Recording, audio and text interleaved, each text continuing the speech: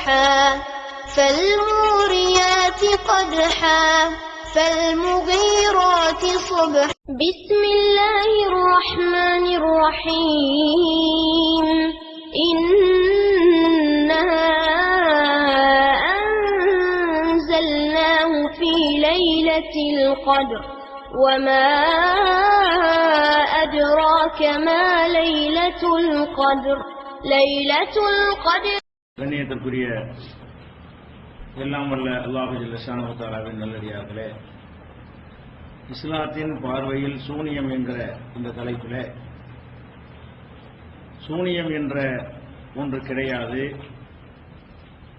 அது ஒரு ஏமாற்றக்கூடிய ஒரு மோசடியான வித்தை, அதை கொண்டு எதுவுமே செய்ய முடியாது என்பதை தகுந்த ஆதாரங்களோடும் காரணங்களோடும், அப்படி சூனியத்தால் ஏதாவது பாதிப்பு ஏற்படுத்த முடியும் என்று யாராவது நம்பினால் அவர்கள் அந்த சூனியக்காரனை அல்லாஹ் அளவுக்கு சக்தி பெற்றவனாக கருதுகிறார்கள், அல்லாஹ்வை போன்று செயல்படக்கூடியவனாக கருதுகிறார்கள் என்கிற ஒரு பயங்கரமான விளைவை நாம் சுட்டிக்காட்டினோம். அதனால நபிகள் நாயகம் ஸல்லல்லாஹு அலைஹி வஸல்லம் அவர்களுக்கு சூனியம் செய்யப்பட்டதாக புகாரியில ஹதீஸ் வந்தாலும் அது ஏற்கனவே நம்ம சுட்டிக்காட்டிய சில ஹதீஸ்களை எடுத்து காட்டணும் இல்லையா, அந்த பட்டியலில் சேர்க்கப்பட்டு அதை நம்ம நிராகரித்து விட வேண்டும். அடுத்ததாக இன்னொரு முக்கியமான விஷயம், இஸ்லாத்தில் இருக்கிற ஒரு பெரிய அற்புதம் நமக்கு திருக்குர்ஆன் தான். நபிமார்கள் வாழக்கூடிய காலத்தில எல்லாம் நபிமார்களே வந்து சில அற்புதங்களை செஞ்சு காட்டுவாங்க. அந்த அற்புதங்களை பார்த்துவிட்டு மக்கள் இவர் இறை தூதர் தான் என்று இஸ்லாத்தை ஏற்றுக்கொள்வார்கள். நபிகள் நாயகம் ஸல்லல்லாஹு அலைஹி வஸல்லம் கடைசி நபி என்று ஆன காரணத்தினால் அவங்களுக்கு பிறகு இப்ப தூதர்லாம் வரமாட்டாங்க. தூதர்கள் வருவார்களே ஆனால் நான் இறை தூதர் என்பதற்காக சில அற்புதங்களை செஞ்சு காட்டுவாங்க, அதை வச்சு நம்ம ஒரு தூதர் தான் என்று நம்ம ஏற்றுக்கொள்வோம். அந்த மாதிரியான வாய்ப்பெல்லாம் நபிகள் நாயகம் ஸல்லல்லாஹு அலைஹி வஸல்லமுடைய உம்மத்துக்கு இப்ப இல்லை. ஏன்? அவங்க கடைசி நபி என்று ஆகிவிட்டார்கள். அவர்கள் இறுதி தூதர் என்று சொன்னால் இப்ப நமக்கு ஒரு அற்புதம் வேணுமா இல்லையா? தூதர் எப்படி நம்புறது? முஹம்மது ஸல்லல்லாஹு அலைஹி வஸல்லம் அவர்கள் மனிதராக இருந்தார்கள், அவங்களை அல்லாஹ்வுடைய தூதரா நியமித்தான் என்பதற்கு நம்ம நம்புவதற்கு என்ன ஆதாரம் நம்ம கையில இருக்கிறது என்று பார்த்தால் திருக்குர்ஆன் தான் இருக்குது. நபிகள் நாயகம் ஸல்லல்லாஹு அலைஹி வஸல்லம் சொன்னார்கள், எனக்கு முன்னால் அனுப்பப்பட்ட நபிமார்களுக்கு எல்லாம் அல்லாஹ் அற்புதங்களை கொடுத்திருந்தான், எனக்கு வழங்கப்பட்ட சிறந்த அற்புதம் திருக்குர்ஆன். அப்ப இந்த குர்ஆன் என்பது அல்லாஹ்விடமிருந்துதான் வந்தது என்பதை குர்ஆனே நிரூபிக்கிறது. இது அல்லாஹ்விடமிருந்து வந்தது என்பது நிரூபிக்குமேயானால் அது கொண்டு வந்தவர் தூதருங்கிற நிறுவனமாயிரும். செய்தி அல்லாஹ்வுடையதாக இருக்குமேயானால் செய்தியை கொண்டு வந்தவர் தூதர் தானே. அப்ப நபிகள் நாயகம் ஸல்லல்லாஹு அலைஹி வஸல்லம் அவர்கள் அல்லாஹ்வுடைய தூதருங்கிறத நிரூபிக்கிறதுக்கும் இந்த வேதம் அல்லாஹ்விடமிருந்து வந்தது என்பதற்கும் குர்ஆனே சாட்சியாக இருக்கிறது. 14 நூற்றாண்டுகளுக்கு முன்னாடியே அது சொன்ன செய்திகள் இன்றைக்கு நிரூபிக்கப்பட்டுக் கொண்டிருக்கிறது.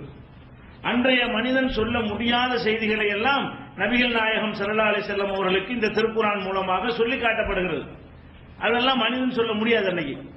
இது இந்த டாபிக் நம்ம விரிவாக குர்ஆன் எப்படி அற்புதமாக இருக்கிறது என்பது விரிவாக பேச வேண்டிய ஒரு தலைப்பு. உங்களுக்கு ஏற்கனவே ஒரு ரமலான் மாதம் முழுவதும் தனித்து விளங்கும் இஸ்லாம் என்கிற தலைப்பில் இதை விளக்கி இருக்கிறோம். குர்ஆன் எப்படி அற்புதமாக இருக்கு, ஒரு மாதம் விளக்கி இருக்கிறோம். குர்ஆன் எப்படி அற்புதமாக இருக்கிறது, அது அல்லாஹ்வுடைய வேதம் தான் என்பதற்கு எப்படி சான்றாக இருக்கு, இதெல்லாம் விளக்கி விட்டோம். இப்ப சூனியம் டாபிக்ல இருக்கிறதுனால அதுல போனா நமக்கு டைம் பத்தாது. இப்ப சுருக்கமா நீங்க விளங்க வேண்டிய என்னவென்று கேட்டால், இந்த குர்ஆன் அல்லாஹ்வுடைய வேதம், அதுதான் இஸ்லாம் உண்மையான மார்க்கம் என்பதற்கு நம்ம கையில் இருக்கிற ஒரே ஆதாரம். நம்ம கைவசம் முஸ்லிம் சமுதாயத்தின் கையில் இருக்கிற ஒரே ஆதாரம் என்ன? இந்த குர்ஆன் அல்லாஹ்வுடைய வேதம் என்பதற்கு அதுவே அத்தாட்சியாக இருக்கிறது, அதுவே சான்றளித்துக் கொண்டிருக்கிறது என்பதை நம்ம நம்புகிறோம்.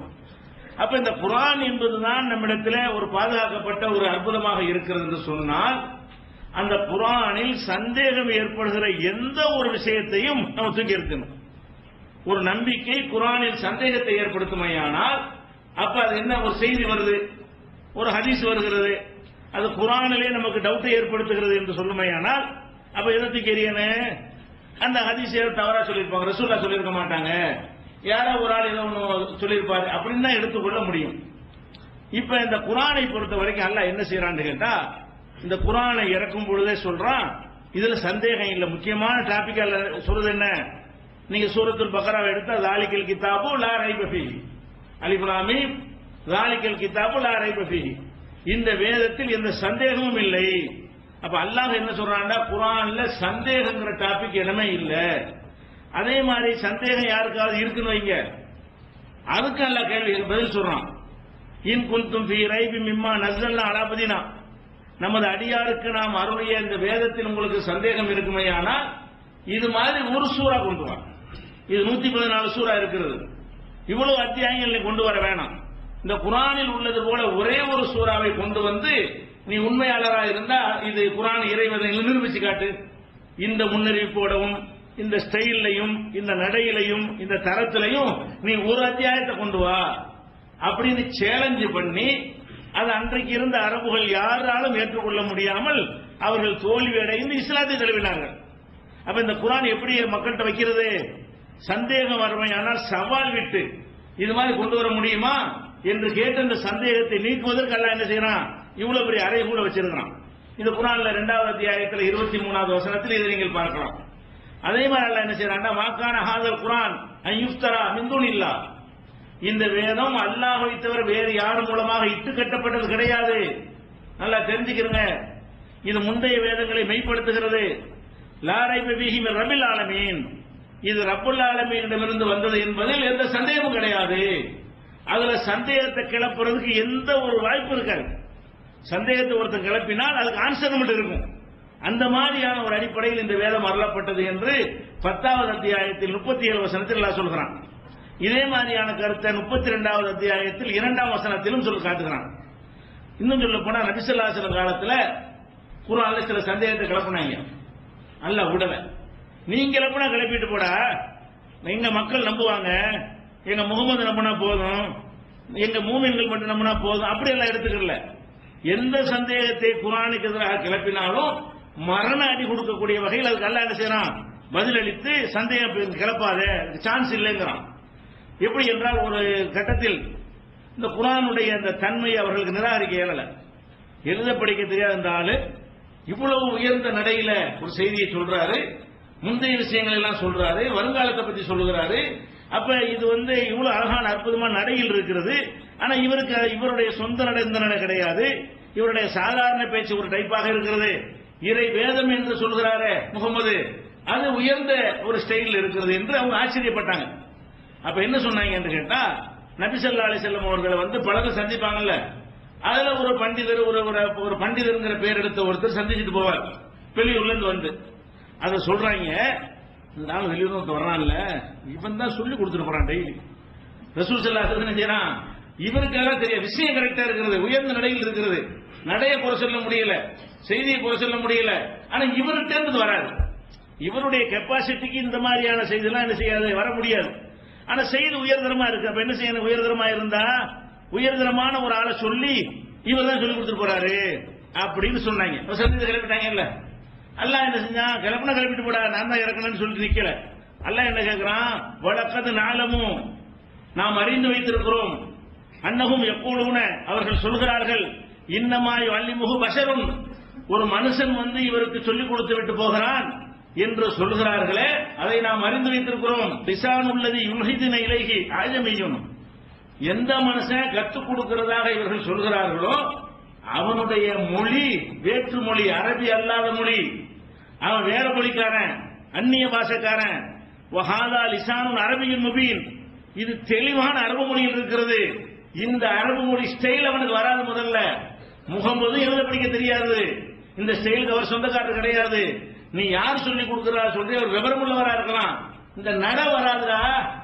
இந்த குர்ஆனுடைய நடை இருக்குது, இது ரொம்ப உயர்ந்த நடையில் இருக்கிறது. நீ யார் சொல்லி கொடுக்கிறதாக சொல்கிறாயோ அவனுடைய நடைக்கு இது சம்பந்தம் கிடையாது. அவனை பேச விட்டு பாரு, இந்த மாதிரி பேசுறானு பாரு, அவனை செக் பண்ணி பாரு. இது எவ்வளவு அற்புதமான தெளிவான நடையில் இருக்கிறது. இதை போய் தமிழ்ல நான் ஒண்ணு சொல்றேன்னு வைங்களேன், எனக்கு சந்திரபாபு நாயுடு சொல்லி தந்து போனாரு, ஒத்துக்குறீங்களா? அவனுக்கு தமிழ் எப்படி தெரியும்? முதலமைச்சர் என்ன இருந்துட்டு போறாரு, சந்திரபாபு நாயுடு தான் பிஜேபி சொல்லி கொடுக்குறாரு அப்படின்னு சொன்னா ஒத்துக்குறீங்களா? சாதாரண எனக்கு சொன்னா கூட சொல்லி கொடுக்கிறவனுக்கு என்ன செய்யணும்? அந்த மொழி தெரிஞ்சிருக்கணும். அவனுக்கு மொழி ஏன் மொழி அவனுக்கு தெரியாத, ஏன் மொழி தெரியாத ஒரு ஆள் என்னை பார்த்தாருன்னு சொன்னா அவர் என்னத்தை எனக்கு சொல்லி தந்திருப்பாரு?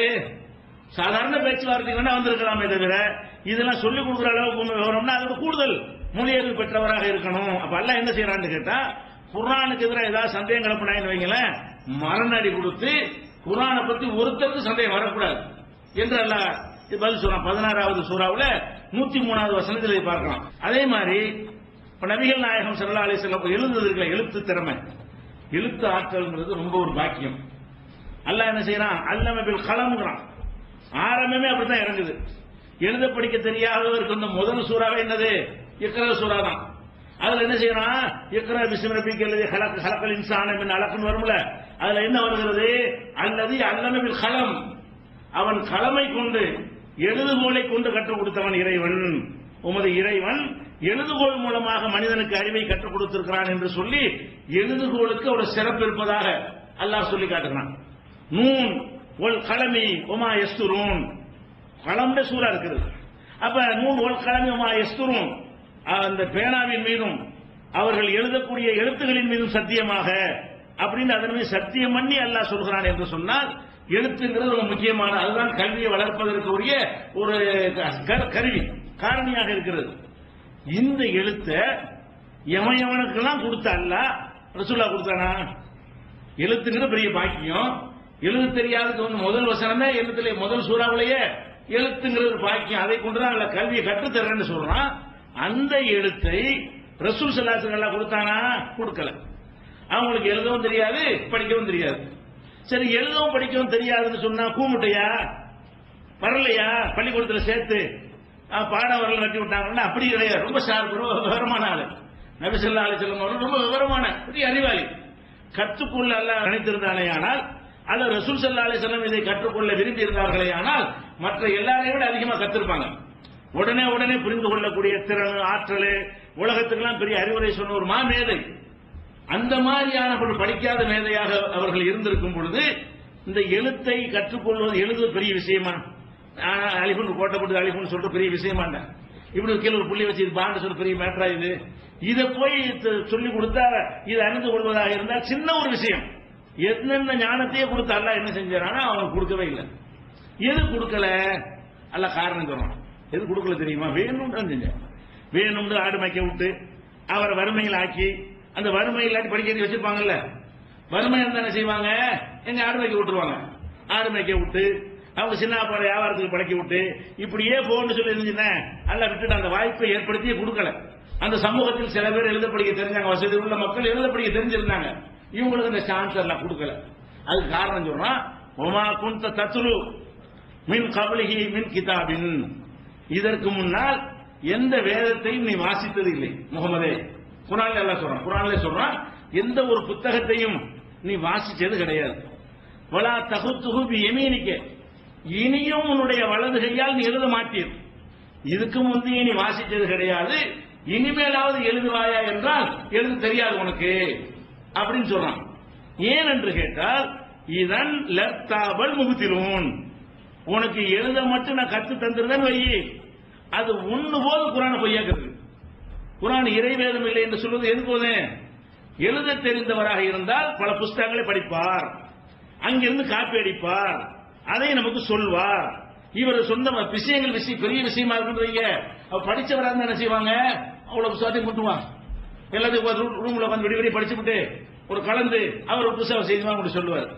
பார்த்தா பயங்கரமான அறிவாளியா இருக்க நினைப்பாங்க, ஆனா அவருடைய ஒண்ணுமே இருக்காது, எல்லாம் படிச்ச சுட்டது. அப்ப பிற நூல்கள்ல இருந்து சுட்டு அவரை சொல்லியிருப்பான்னு வைங்க, அப்படின்னு சிறப்பான முறையில் சொல்ல முடியுமா இல்லையா? அப்படின்னு சொல்லியிருப்பாங்க. இவருக்கு எழுதவும் தெரியாது படிக்கவும் தெரியாதுன்னு ஆக்கின காரணத்தினாலதான் எழுத தெரியாத படிக்க தெரியாத அளவுக்கு இவ்வளவு விஷயங்கள் எப்படி தெரியுது? இவ்வளவு அழகான நடையில் எப்படி இவருக்கு சொல்ல முடிகிறது? அந்த இலக்கியங்கள் அவருக்கு தெரியாது, பல பழங்கால சங்ககால இலக்கியங்கள் இருப்பாங்க, அதனால படிச்சது கிடையாது, வரலாறு தெரியாது, எங்க ஊரை விட்டு போனது வியாபாரத்தை தவிர எதுக்காகவும் கல்வி இருக்கிறதுக்காக போனதும் கிடையாது. அப்ப ஊர்ல யாரும் பெரிய பண்டிதர்கள் இருந்தாங்கன்னா எல்லாம் உண்மையா இருந்தா கொஞ்சம் பேரை தவிர, அப்ப யார்த்தையும் படிச்சதும் கிடையாது. அப்ப இப்படியான ஒரு ஆளா வைத்திருந்த எதுக்கு தெரியுமா? அல்லாஹ் சொல்றான், இதன் லர்தாபல் முகுத்திலூன், நான் மாத்திரம் உனக்கு எழுத படிக்க கற்றுத்தந்து இருந்தால் வீணர்கள் இந்த குர்ஆனில் சந்தேகப்பட்டிருப்பார்கள். எதுக்காண்டி கற்றுக் கொடுக்கல? குர்ஆன் அல்லாஹ்வுடையது என்பது எவனுக்கு சந்தேகம் வரக்கூடாது. எழுத படிக்க தெரியாதவன் அப்படி சொல்றாரு, இவ்வளவு ஹை ஸ்டைல்ல சொல்றாரு, இவ்வளவு பெரிய உண்மை, அரிய பெரிய உண்மைகள் எல்லாம் சொல்றாரு. அப்ப இவர் சொல்லல, இந்த சொல்லுக்கு இவர் சொந்தக்காரர் ஆகக்கூடாது, இந்த சொல்லுக்கு அவன் சொந்தக்காரன் ஆகணும். யார் கொடுத்தானோ அந்த அல்லாஹ் சொந்தக்காரன் ஆக வேண்டும். இந்த சொற்கள் குர்ஆனுடைய இந்த வாசகங்களுக்கு முகமது சொந்தக்காரன் ஆகக்கூடாது என்பதற்குத்தான் எழுதுதல் ஒரு பாக்கியமாக இருந்தும் படித்தல் ஒரு பாக்கியமாக இருந்தும் அதை நான் கொடுக்கலங்கிறாங்க. அப்ப மக்களுக்கு சந்தேகம் வரும்ல, அதை பூரா அடைக்கிறாங்க. எழுத படிக்க கொடுத்து நீ நினைச்சிட்டு போட, நான் தான் கொடுத்தேன்னு சொல்லிட்டு போனாங்களே. ரசூல் ஸல்லல்லாஹு எழுத படிக்கிற ஆட்களை கொடுத்துட்டு வேதத்தையும் கொடுத்துட்டு எவனாவது விமர்சனம் பண்ணான்னு வைங்க, நீ பண்ண பண்ணிட்டு போ, நான் தான் கொடுத்தேன் அப்படின்னு சொல்லலாம். அல்ல என்ன எதிர்பார்க்கலான்னு கேட்டா ரசூலுல்லாஹ்வுக்கும் சந்தேகம் வரக்கூடாது, அவனுக்கு வரக்கூடாது. அப்பதான் அவன் இங்க வருவான். இது வேதம்ங்கிறது அவனுக்கு சந்தேகம் வந்து விட்டது என்றால் அவன் எப்படி இஸ்லாத்துக்கு வருவான்? குர்ஆன் அல்லாஹ்வுடைய வேதம் ஏற்றா தனக்கு முஸ்லீம் ஆகுவான். முஸ்லீம் சந்தேகப்படக்கூடாது என்பதற்காக அல்ல பார்க்கவே இல்லை, யாரும் சந்தேகப்படக்கூடாது, அப்பதான் அவர்கள் முஸ்லீமாக ஆவார்கள். அப்ப அனைவரும் இஸ்லாம் ஆக வேண்டும் என்று சொன்னால் இந்த குர்ஆன்ல நுழைந்து பார்த்தால் ஒரு டவுட் அவர் வரக்கூடாது அப்படின்னு இவ்வளவு ஏற்பாடு எல்லாம் பண்றான்.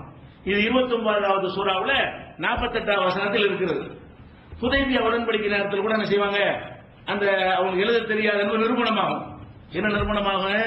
கையெழுத்து போடுவாங்க, ஒப்பந்தம் போடும்போது முகமது ரசூலுல்லாஹ் என்ன செய்வாங்க, அந்த டிராப்ட்ல ரசூலுல்லாஹ் பத்தி எழுதும்போது முகமது ரசூலுல்லாஹ்வுக்கும் அவர்களுக்கும் செய்து கொண்ட ஒப்பந்தம் வரும்ல, உடனே அவங்க என்ன செய்வாங்க, முகமது ரசூலுல்லாஹ் ஏன் போடுற, நாங்க ஏத்துட்டு போனோம் ரசூலுல்லாஹ் சொன்னோமா, அப்துல்லாவுடைய மகன் எழுது, நீ உன்னை ரசூல் எழுதுன பஞ்சாயத்து இல்லை நமக்கு உனக்கு, நான் நீ அல்லாஹ்வுடைய தூதர்னு சொல்ற, நான் வந்து அப்துல்லா மகன் சொல்றேன், அதைத்தான் நீ எழுதணுமே தவிர அல்லாஹ்வுடைய தூதர்னு எப்படி எழுதுவது அப்படின்ன உடனே உமர் ரலியல்லாஹு அன்ஹு, அலி ரலியல்லாஹு எல்லாத்துக்கும் வருது, அழிக்க கூடாது முகமது ரசூலுல்லாஹ் சொல்லுவாங்கிறாங்க.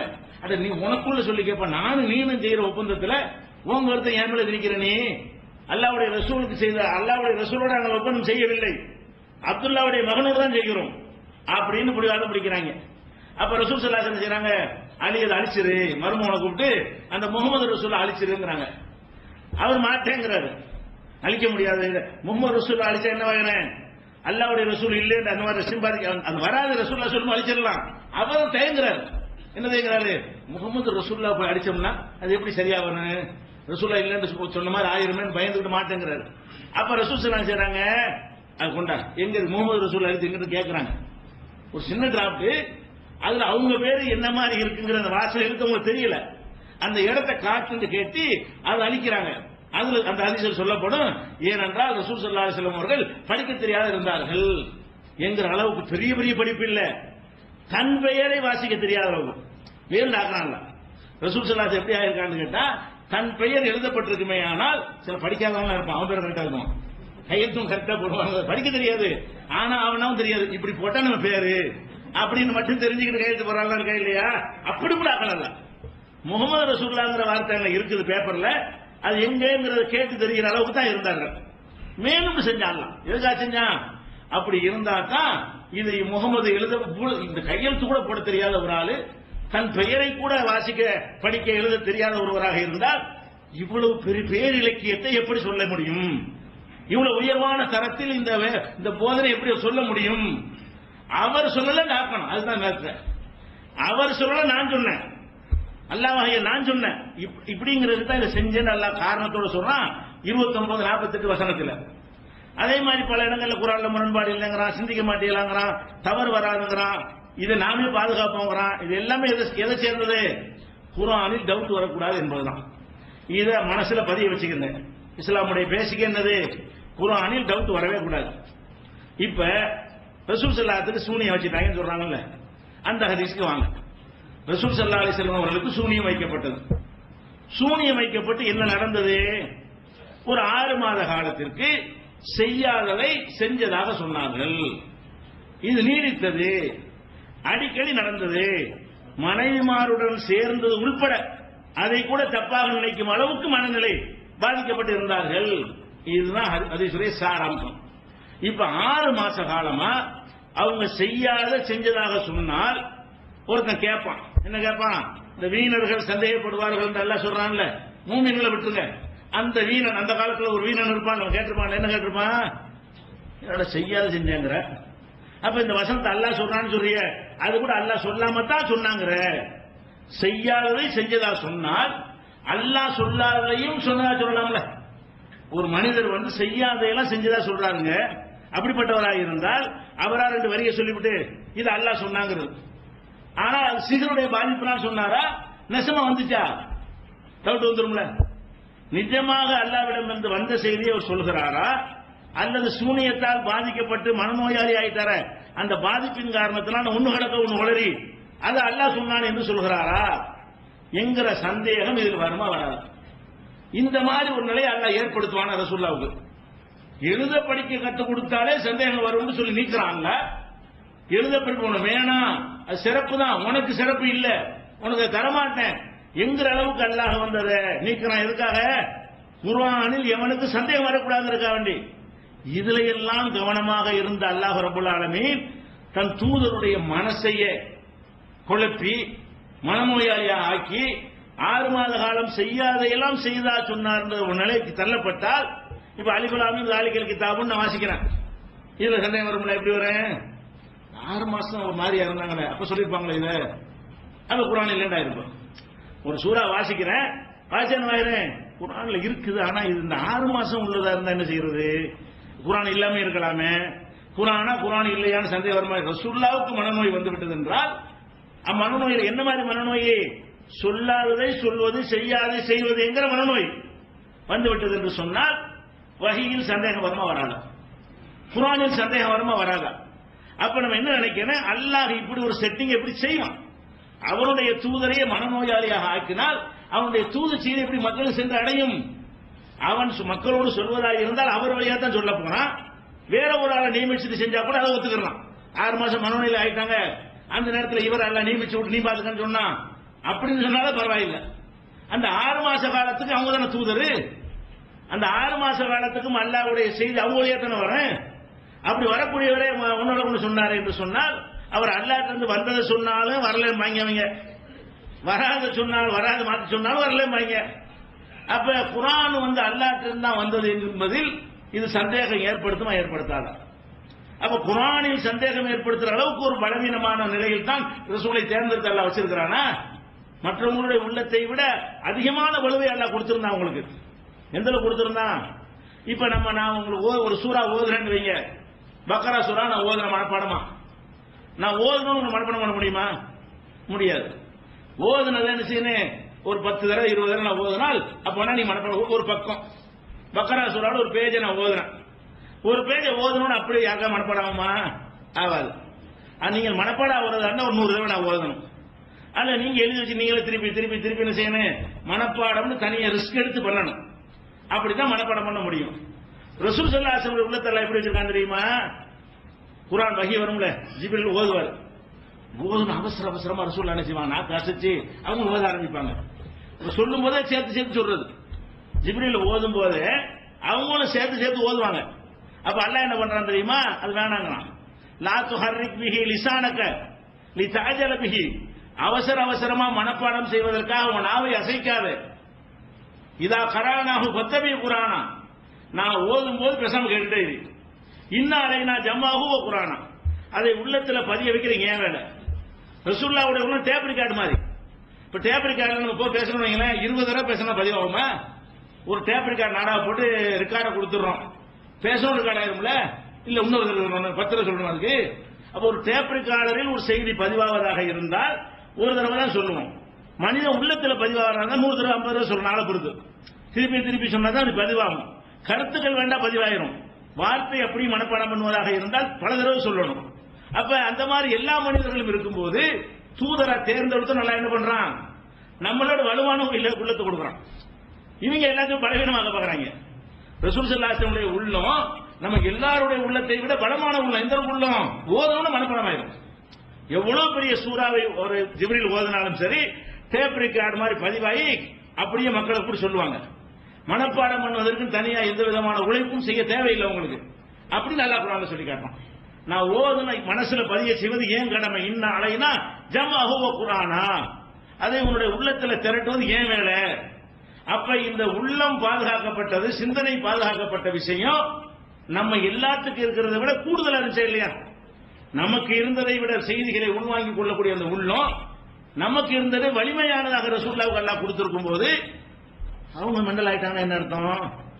இத சொன்னா ரசூலுல்லாஹ் மெண்டல் நம்மள சொல்றான். இவன் தான் சொல்றான் மெண்டல், வார்த்தையை சொல்லல, சொல்றது இவன் நியாயப்படுத்துறான். ஹதீஸ்னு சொல்லிக்கிட்டு இட்டுக்கட்டு பற்றி பொய்யான ஒரு செய்தி தள்ளிட்டு போகாம ரசூல் ஸல்லல்லாஹு அலைஹி வஸல்லம் செய்யாதே செஞ்சா சொன்னாரு, ஆர்மா சொன்னார்கள், அதான் அர்த்தம். அதுக்கு அர்த்தம் மனநோய் என்ன அர்த்தம்? அவன் எதை சொல்றான்னு அதை விலைக்கு சொல்லும் போது நம்ம இப்படி சொல்ற மாதிரி சித்தரிக்கிறாங்க. நீங்க சொல்றீங்க எப்படி? நீங்கள் இந்த சூனியத்தை நம்பினீர்களையா? சூனியம் வைக்கப்பட்டதாக நபி ஸல்லல்லாஹு அலைஹி வஸல்லம் சூனியம் செய்யப்பட்டு 6 மாச காலம் செய்யாதை செஞ்சேன் என்று சொன்னார்கள் அப்படின்னு சொல்வீர்களேயானால் நீங்கள் ரசூல் ஸல்லல்லாஹு அலைஹி வஸல்லம் அவர்களுக்கு மனநோய் ஏற்பட்டது. மனநோய் என்பதற்கு இன்னும் சொல்ல போனால் அப்படின்னு சொன்னாங்க, பைத்தியம்லாம் சொன்னாங்க. பைத்தியம் ஏற்பட்டது அப்படிங்கிற அளவு நீங்க சொல்ல வருவீர்களே. ஆனால் அல்லாஹ்வுடைய ரசூலை மனநோயாளி என்று சொல்லக்கூடிய ஒரு செய்தி கரெக்டா இருக்குமா? வேற ஏதாச்சும் நோய் அப்ப தலைவலி வச்சு காய்ச்சல் வச்சுன்னு சொல்லுங்க, அதனால எல்லாம் சிந்தனைக்கு பாதிப்பு வராது. ரசூல் ஸல்லல்லாஹு நோய்வாய்ப்பட்டு கிடந்தாங்க 10 மாசம் கூட சொல்லுங்க, சிகர்னால. அது வேற, அந்த டாபிக்ல வரும்போது வகி டாபிக்ல வராது. நீங்க எங்க கை வைக்கிறீங்க? ரசூல் ஸல்லல்லாஹு சிகர் செய்யும் பொழுது அவங்களுடைய மனம் பாதிக்கப்பட்டது, பேதலித்து விட்டது, பிரமை ஏற்பட்டு விட்டது, மனப்பிரமைக்கு உள்ளானார்கள். மனப்பிரமைக்கு எப்படி ரசூல் உள்ளவாங்க? எவனோ ஒருத்தன் எங்கேயோ உட்கார்ந்து என்னமோ செஞ்சு அல்லாஹ்வுடைய தூதருக்கு மனப்பிரமை ஏற்படுத்தி விட்டான் என்று சொன்னால் அந்த செய்தி எனக்கு வேணும், எனக்கு வேதம் தேவையில்லையா? அப்ப குர்ஆன் தேவையில்லையா? குர்ஆனுடைய பாதுகாப்பு என்னன்னு தொலைஞ்சாலும் பரவாயில்லையா? அப்ப அல்லாஹ்வுடைய வேதத்தை பாதுகாக்கிறதுக்கு அவன் எவ்வளவு கடுமையான முயற்சிகள்லாம் அறிவுரை போதனை எல்லாம் சொல்லிக் கொண்டிருக்கிறான். இவங்க எல்லாம் என்ன செய்யறாங்க? அலட்சியப்படுத்த பாக்குறாங்க. அது போக ஒரு 6 மாச காலம்ல 6 மாச காலம் இப்படி ஒருத்தர் இருந்தாருன்னு சொன்னா அதை அனைவரும் சும்மா விட்டுருப்பாங்களா? ரசூல் ஸல்லல்லாஹு அலைஹி வஸல்லம் சாதாரணமா நம்ம அந்த கலிய காவலின் ஊர்ல விவாதம் பண்ணோம், உங்களுக்கு தெரியும். இந்த கபர் வணங்கி கூட்டுகிற விவாதம் பண்ணணும்.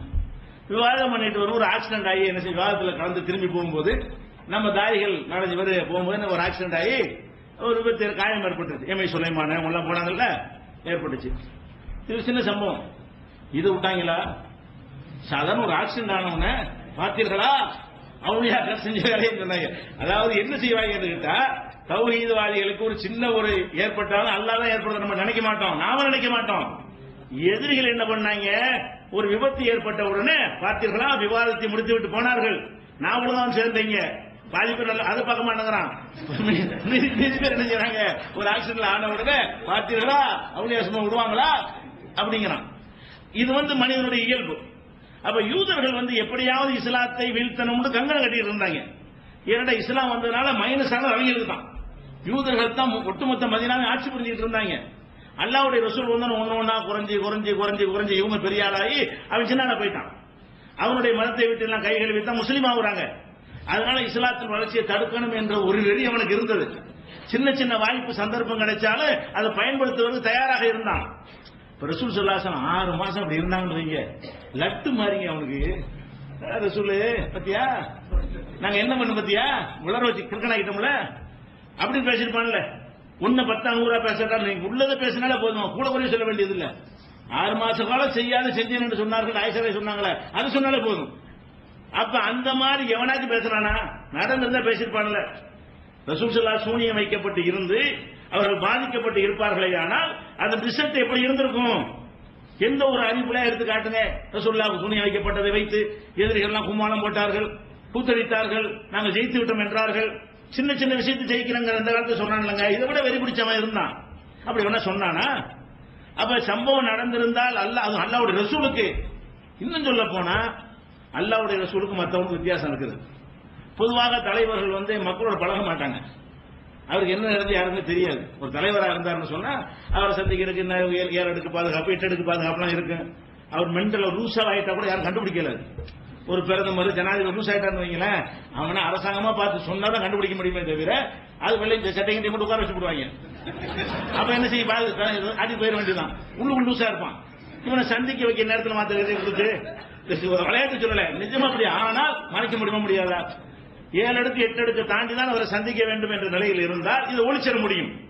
அப்ப உதாரணத்துக்கு ஒரு அரசியலுக்காக சொல்ல, எம்ஜிஆர் இருந்தார், அவர் பேசவே முடியாது. அவர் பேசக்கூடிய ஒரு மாதிரி சித்திரம் காட்டி மக்கள்கிட்ட இத்தனை வருஷம் நடத்தினாங்க. ஏன்னா மக்கள் சந்திப்பு இல்லாம தவிர்த்து விட்டு ஒதுங்கி இருந்த ஒரு தலைவராக இருந்ததுனால அவருக்கு ஏற்பட்டது அப்படி என்ன செய்ய முடியும்? முழுசாக மறைத்திட முடியும். கையை பிடிச்ச ராஜீவ்காந்தி தூக்கி நிற்பார், அவர் தூக்க மாட்டாரு. அவர் கையை தூக்கிட்டு நிற்பாரு. நிஜமா அவரை தூக்குற மாதிரி தெரியும். ஆனா ராஜீவ் கையை விட்டு கை பொத்துன்னு விழுந்துரும். அப்படியெல்லாம் நம்ம இதே சென்னையில பார்த்தோம். கத்திப்பாரா இடத்துல வச்சு ஒரு மீட்டிங் நடக்கும்போது நடந்துச்சு. அதெல்லாம் பேப்பர் எடுத்து கமாண்ட் பண்ணி போட்டாங்க. எதுக்கு இது சொல்றோம்னு கேட்டா, அல்லாஹ்வோட ரசூல் இப்படி இருந்தவங்களா? ஒவ்வொரு நாளைக்கும் 5 டைம்ஸ் பள்ளிவாசலுக்கு வரக்கூடியவங்க, அடிக்கடி மக்களை வந்து பார்க்கிறவங்க, எல்லா மக்கள் யார் வேணாலும் பார்க்கலாம்.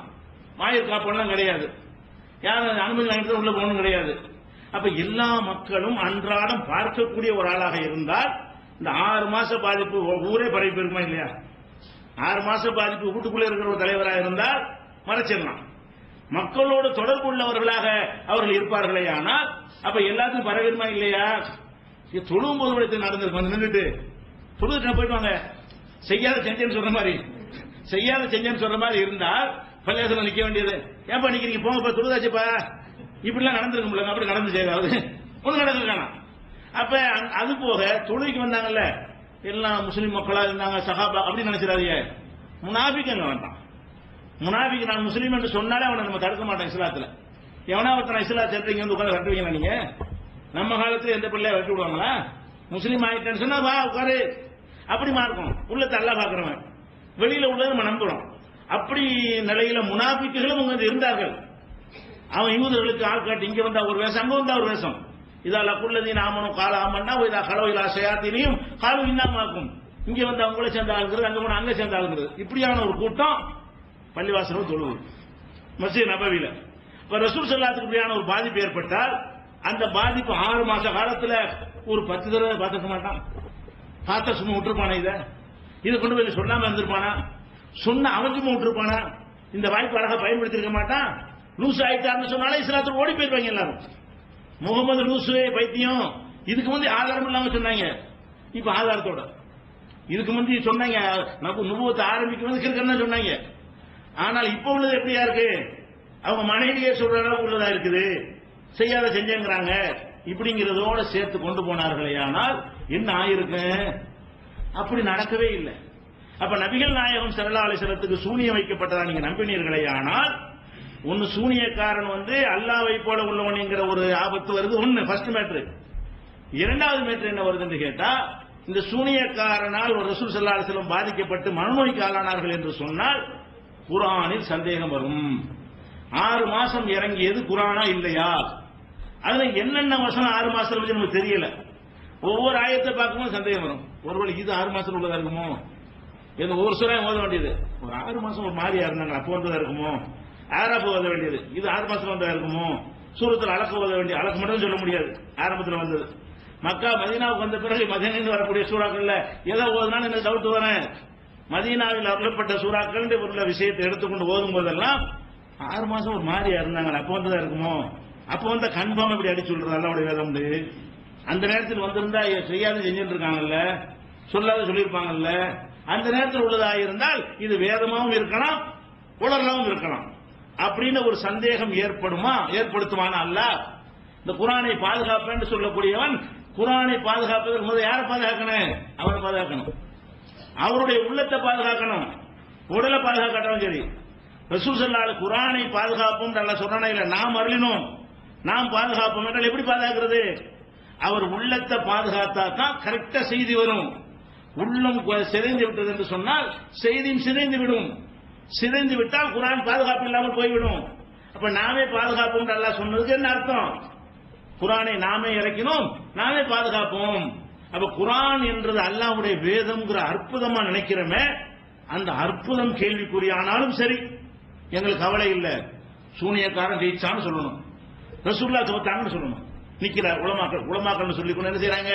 ஒரு சூனியக்காரன் ரசூலுல்லாஹ் கரட்டிட்டான், அவங்களை லூஸ் ஆக்கி விட்டான் என்று சொன்னால் புகாரி வந்து விட்டது.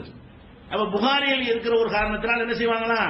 இந்த கேள்வியெல்லாம் கேட்பான என்று கேட்டா அவங்ககிட்ட கேட்பாங்க. எங்களுக்கு என்ன?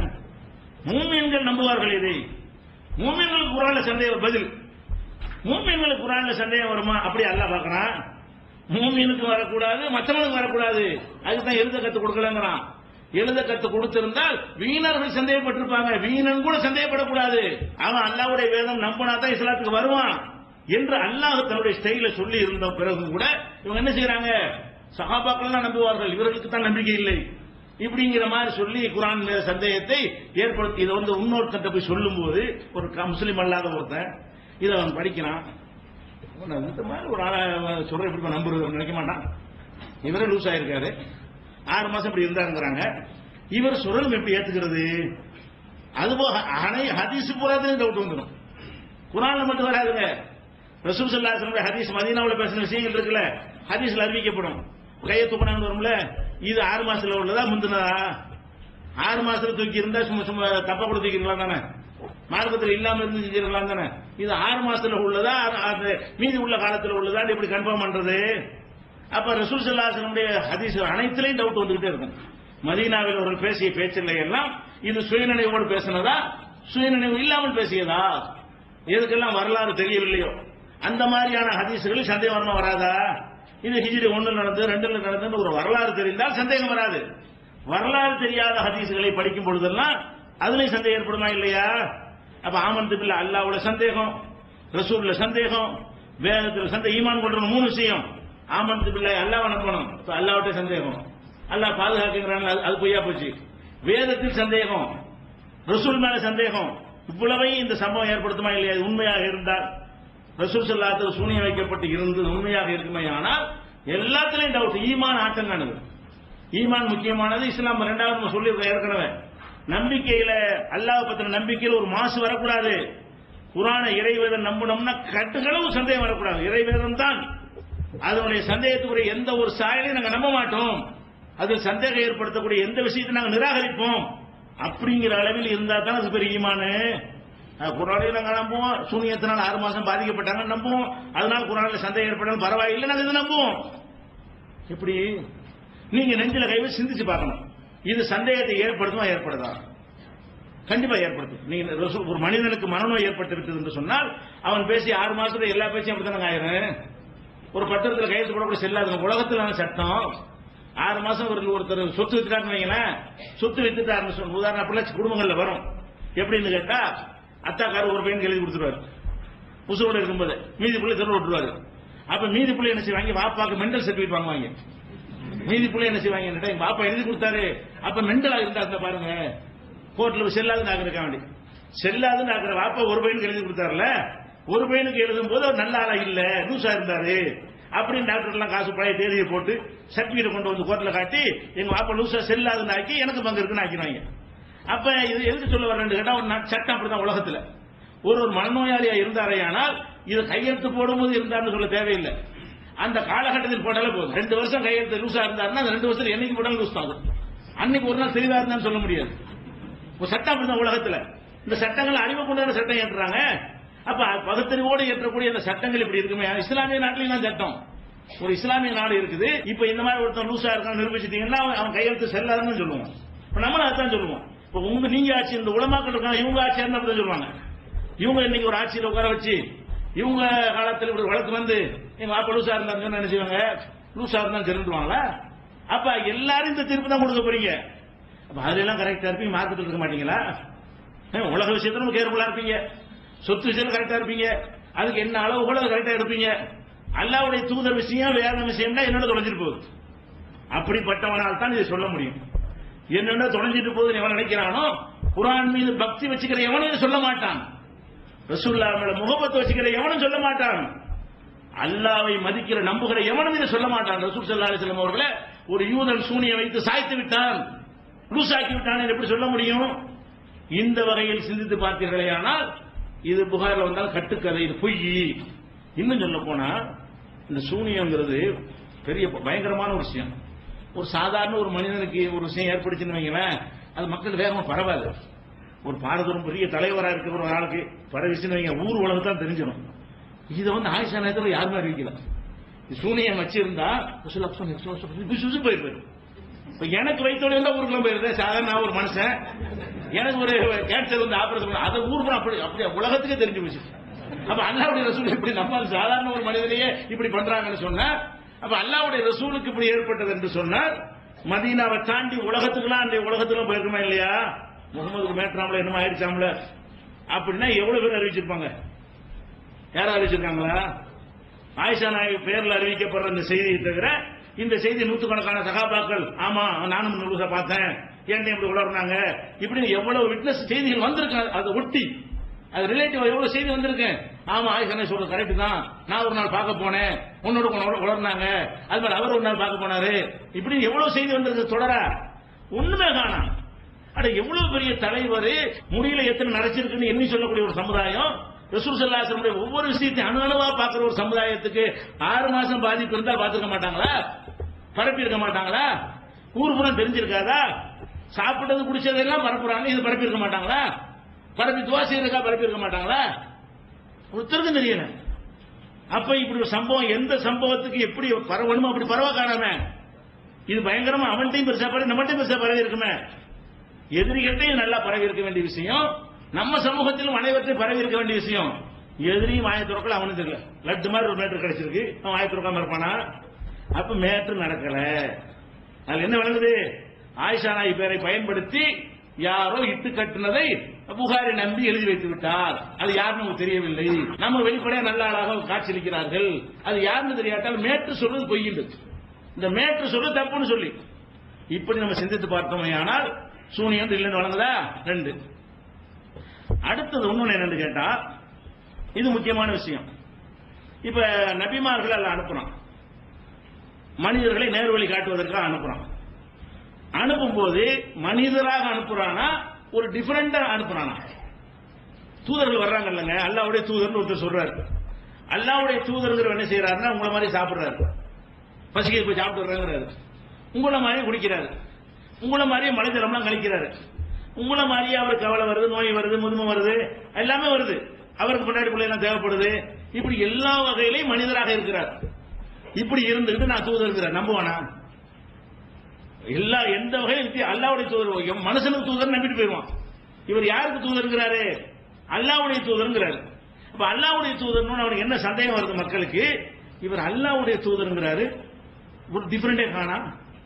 மனுஷமா நம்மள்ட்ட இருக்கிற அம்புட்டு அவர்கிட்ட இருக்கிறது, நம்மளுடைய தேவைகள் அவருக்கு தேவையாக இருக்கிறது, நம்மள்ட்ட இருக்கிற பலவீனம்லாம் அவர்கிட்ட இருக்கிறது, அவர் அடிச்சா நமக்கு குடிக்கிற மாதிரி அவர் கழிச்சிருக்கிறது, உகதுக்கு ரத்தம் வந்திருக்கிறது, மூச்சுக்கு விழுந்திருக்கிறார்கள், காயப்பட்டிருக்கிறார்கள், உங்களை விட நான் 2 மனிதன் படுகிற வேதனையை படுகிறேன் என்று சொல்லி இருக்கிறார்கள், இப்படி எல்லாம் பசிகளை வாடி இருக்கிறார்கள். தெருவில் யாராவது வர்றாங்க, அபூபக்கரை பார்க்கறாங்க, என்னங்க நிக்கிறீங்க? பசிக்காக வெளியே வந்து நிற்கிறார்கள்.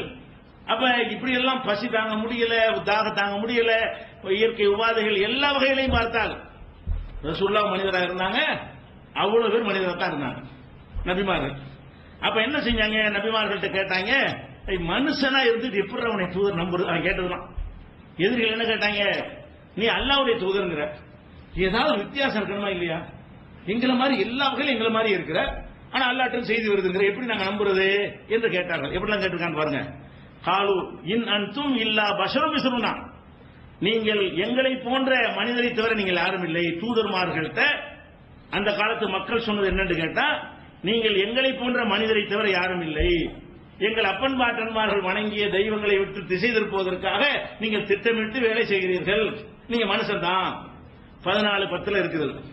அதே மாதிரி காலத்துலகும் ருசுலுகும், ரசூல்மார்கள் அவங்கள்ட்ட போய் சொல்றாங்க, இன்னஹும் இல்லா பஷரும் மிஸ்லுக்கும், அரே நான் உங்களை போல மனுஷன் தான், யாரும் இல்லடா. அவனும் மனுஷங்கிறான். தூதர்கள் மக்கள்கிட்ட என்ன சொல்றாங்க? நாங்களும் உங்களை மாதிரி மனுஷன் தான் சொல்றாங்க. அப்ப எப்படி ஏத்துக்குருவான்? அவனும் மனுஷனா பாக்குறான், தூதர் நான் மனுஷன் இல்லைன்னு சொல்ல மாட்டேங்கிறாரு. இறை தூதர் நம்புவதற்கு ஏதாவது வேணுமா இல்லையா? ப்ரூஃப் வேணுமா இல்லையா? அதே மாதிரி பல சந்தர்ப்பங்கள் கேட்கிறாங்க. யாசின் சூறாவில் 3 தூதர்கள் அனுப்புறான், ஒருத்தர் மாற்றி ஒருத்தர் 3 பேர் அனுப்பிடுறான். அப்ப என்ன செஞ்சாங்க? காலும் இன்னா இலைக்கும் முர்சலும், 3 தூதர் ஒன்னா போய் எங்களை அல்லாஹ் தான் தூதர் அனுப்பி இருக்கிறான் அப்படிங்கிறாங்க. அப்ப அந்த எதிரிகள் என்ன பண்ணாங்க? மா அன்தும் இல்லா பஷரும் சொல்லணும்னா, நீங்க எங்களை மாதிரி மனுஷன், தூதர்னா எப்படி நம்புறது? அல்லாஹ்ட்ட செய்து கொண்டு வர்றாங்க, ஏன் வேண்டாம் சொல்லிட்டு போயிடலாமே. இதை நீங்க அல்லாஹ்வுடைய தூதர் நம்புறதா இருந்தா, நீங்க சாப்பிடாத ஒரு ஆளை வந்தீங்க நாங்க நம்புவோம்.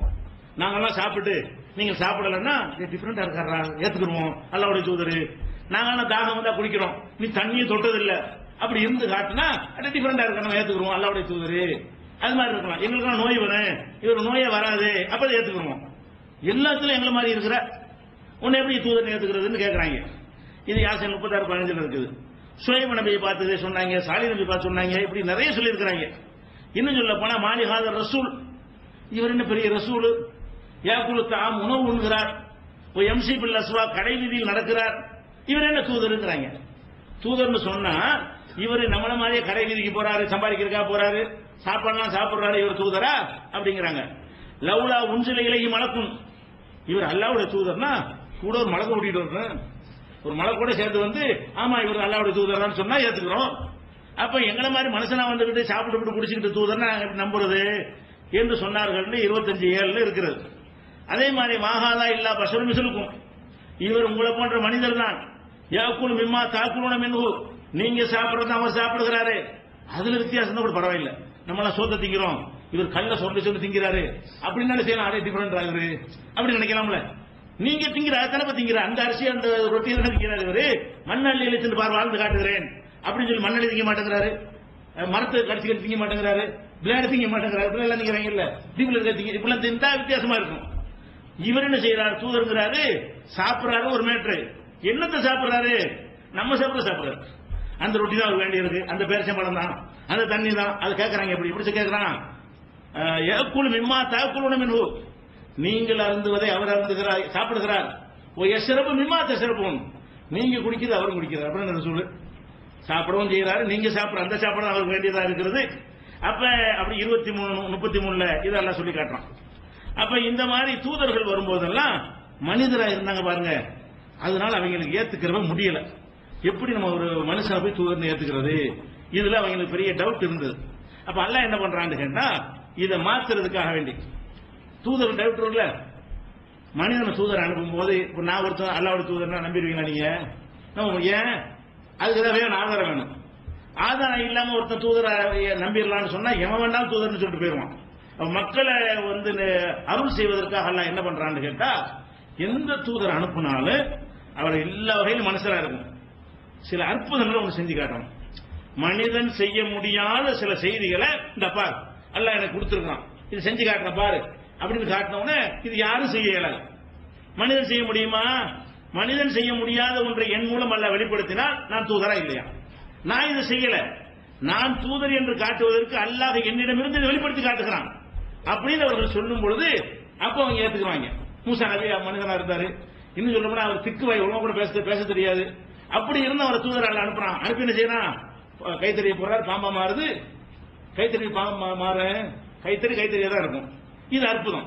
இது எதுக்குரிய ஆதாரம்? அவர் தூதர் என்பதற்கு ஆதாரம். இதை யார் செய்ய முடியும்? ஒரு கைத்தறியை கீழே போட்டு நிஜ பாம்பாக மாற்றுவதாக இருந்தால் அவனுக்கு தான் செய்ய முடியும், எந்த மனிதனாலும் செய்ய முடியாது. அப்ப யாருக்கு செய்ய முடியுமோ அவன் தந்தான் என்று சொல்லி அதை போடுகிறாரு, அது பாம்பா மாறுகிறது என்று சொன்னால் இப்ப அவர் தூதருக்கு ஆதாரமாச்சா இல்லையா? இவர் அவன் அனுப்பியிருக்கிறான். அந்த மாதிரி 1-2 அற்புதங்களை அல்லாஹ் கொடுத்திருக்கிறான். அந்த திருக்குறான்ல சொல்லி காட்டுறான் பாருங்க. எதுக்குன்னா இதையும் மறுக்கிற மாதிரி ஒரு சிகருங்க சொல்ல வரேன். பொய்யின் கதபூக்க நபியே, அவர்கள் உன்னை மறுப்பார்களே ஆனால் குதிப ருசுலுமின் கபலிக்க, உனக்கு முன்னாடி எவ்வளவு தூதர் மறுக்கப்பட்டிருக்கிறாங்க, உன்னை மட்டும் மறுக்கிறாங்க. ஜாவு பில் பையினாத்தி, அவர்கள் ஏராளமான சான்றுகளை கொண்டு வந்தார்கள். முந்தைய தூதர்மார்கள் என்ன கொண்டு வந்தாங்க? அற்புதங்களை கொண்டு வந்தார்கள். ஒரு சுபுரி ஒரு கிதாபில் முனீர், தெளிவான வேதங்களையும் அற்புதங்களையும் கொண்டு வந்தார்கள். அப்பவும் மறுத்தாங்க என்று அல்லாஹ் சொல்லி காட்டுகிறான். அப்ப முந்தைய தூதர்களுக்கு எல்லாருக்கும் என்ன கொடுக்கப்பட்டிருக்கு? அற்புதம் கொடுத்திருக்கு. 384 இருக்கு. அதே மாதிரி இன்னொரு வசனத்தில் சொல்றாங்க 701 உலக தில்கல் குரான் அகுஸ் அலைக்கும் நம்பாயிகா, இந்த ஊர்களை பற்றிய வரலாறுகளை உனக்கு நான் சொல்கிறேன் அல்லாஹ் சொல்றான். சொல்லிவிட்டு வலக்கது ஜாத்துஹும் ருசுலுஹும் பில் பையினாத்தி, அவர்களுடைய தூதர்கள் அவர்களிடத்தில் பையினாத்துகளை, பையினாத்துன்னு அற்புதங்களை கொண்டு வந்தார்கள், ஆனால் அவர் நம்பவில்லை என்று சொல்லி 701 சொல்றான்.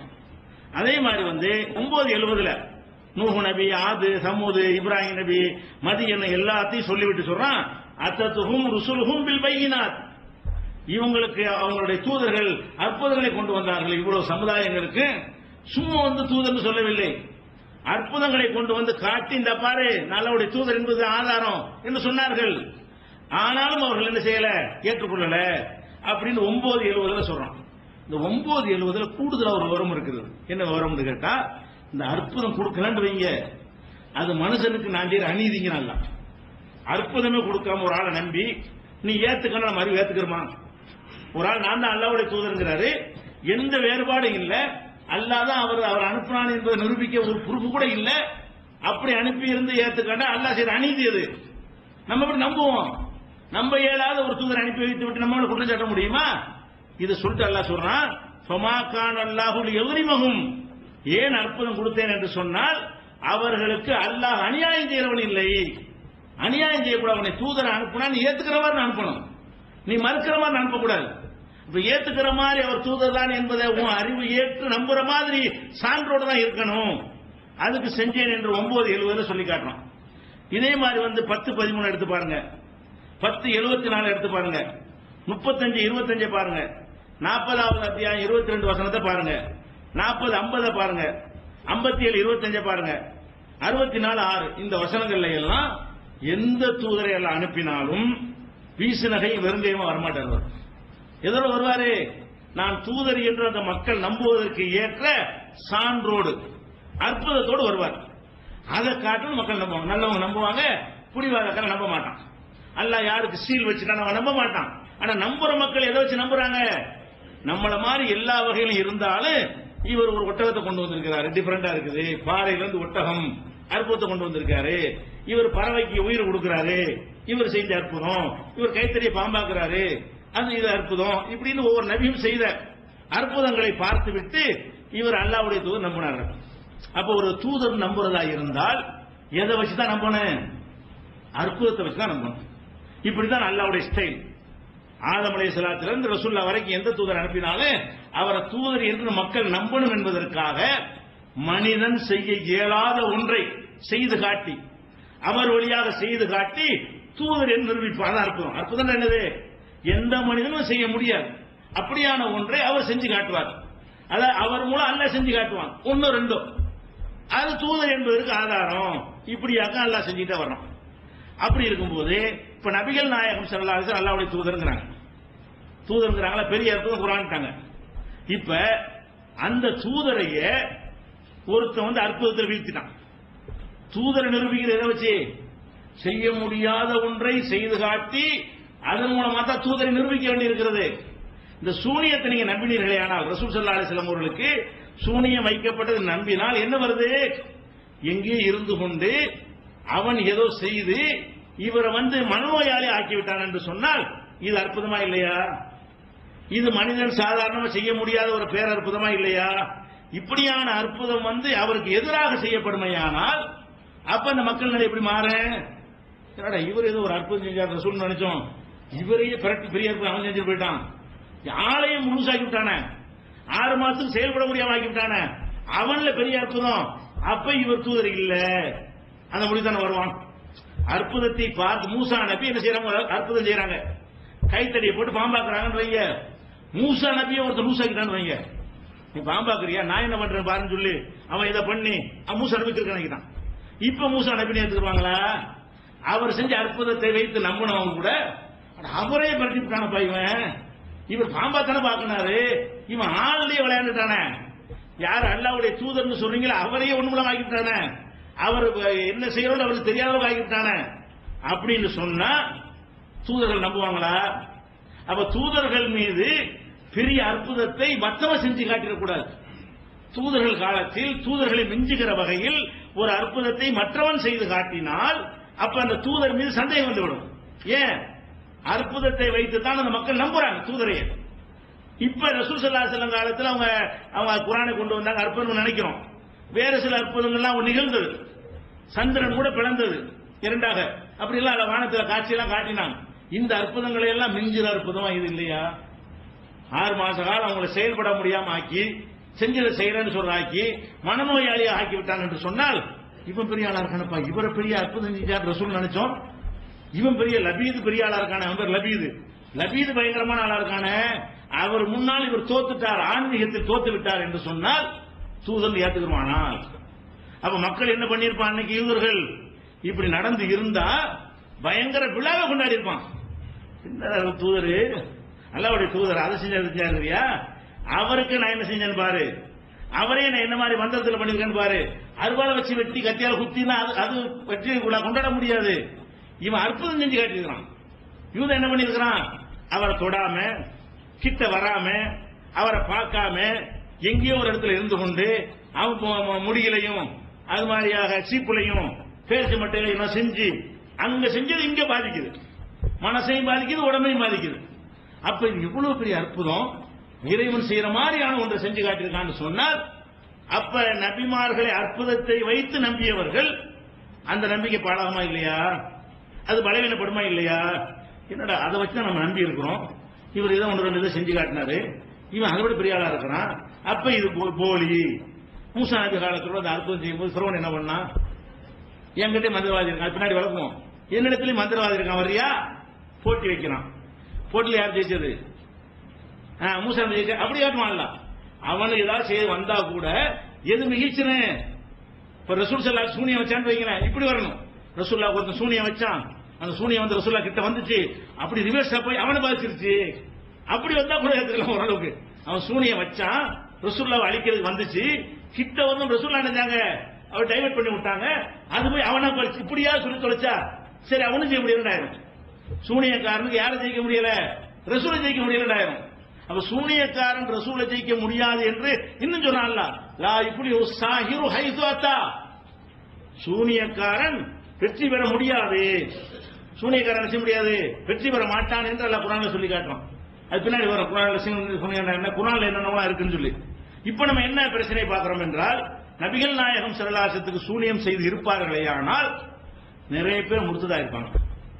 இஸ்லாத்தை ஏத்துறாங்க இல்லையா, அற்புதத்தை பார்த்துட்டு ஒண்ணும் இல்லப்பா பொசுக்குன்னு போச்சு, அவன் கை ஓங்கிருச்சு, யாரு கை ஓங்கி இருக்கும், மந்திரத்தால் ஆன்மீக பலத்தால் அவன் கை ஓங்கி இருக்கும் பொழுது இதை விட்டு போயிருப்பாங்க, அவன் கொண்டாடி இருப்பான். அதுக்கு பிறகு இஸ்லாம் வளர்ந்தே இருக்காது. ஆனா நடந்தது என்ன, யூதரை இல்லாத அளவுக்கு அவ்வளவு பெரிய இஸ்லாத்துக்கு வந்துட்டாங்க. ரசூலுல்லாஹ்வுடைய கடைசி காலத்துல எல்லாரும் இஸ்லாத்துக்கு வர அளவுக்கு வளர்ந்துட்டா இல்லையா? அப்ப இது நடக்கலன்னு உங்களுக்கு உங்க அறிவு சொல்லுதா இல்லையா? நபி ஸல்லல்லாஹு சூனியம் வைக்கப்பட்டு இருந்தால் அன்றோடு ஸ்டாப், இஸ்லாம் வளர்ந்திருக்காது. இவரை வீழ்த்திட்டாங்க, இவரோட அவன் பவரான மந்திரவாதி, இவர் செஞ்ச மந்திரத்தை விட அவன் செஞ்ச மந்திரம் பெருசு வருமா இல்லையா? இன்னும் என்னென்ன விதமான பாதிப்புகளை எல்லாம் அந்த சூனியம் ஏற்படுத்துது, எத்தனை வசனங்களுக்கு எதிராக நிற்கிறது என்பது இன்ஷா அல்லாஹ் அடுத்தடுத்து பார்க்கலாம். அல்லாஹ்